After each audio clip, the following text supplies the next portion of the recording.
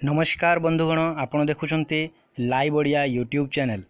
आज आम जानिबा विभिन्न रोग को किट माध्यम रे किपरि परीक्षा करा जाए, अर्थात किट माध्यम रे आमे किपरि विभिन्न रोगर रिजल्ट बा रोगर स्थिति परीक्षा करि थाउ।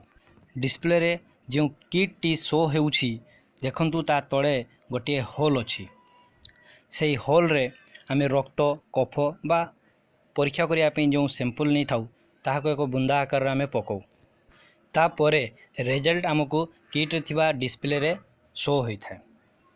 किंतु आपण देखि पारुथुबे डिस्प्ले रे मध्य केतेक सिंबल अछि, जेमितिका सी जी ओ एम, सी जी एवं एम।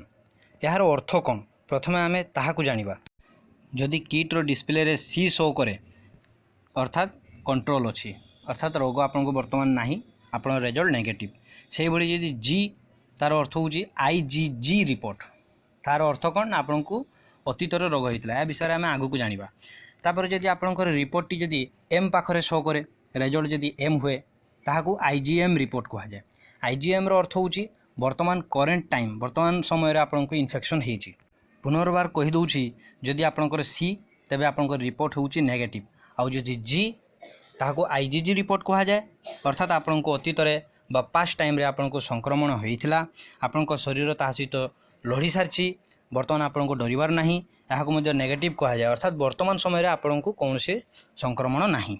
किंतु जदि आपन को रिपोर्ट टी एम हुए तेबे करेन्ट टाइम रे आपन को संक्रमण अछि, जहार चिकित्सा निहाती आवश्यक। याहाको पॉजिटिव रिपोर्ट कहा जाए बा एम रो अर्थ होउची आईजीएम। यही छोटिया इनफॉरमेशन टी दबा पई आपन को ए वीडियो टी तैयारी करथिली। आशा करूछि आपन को वीडियो टी भलो लागिथिबो, तेणु वीडियो को अधिक रो अधिक शेयर करंतु, लाइक करंतु, चैनल को सब्सक्राइब करिया को भूलंतु नाही, ता सहित बेल आइकन को प्रेस करंतु। धन्यवाद।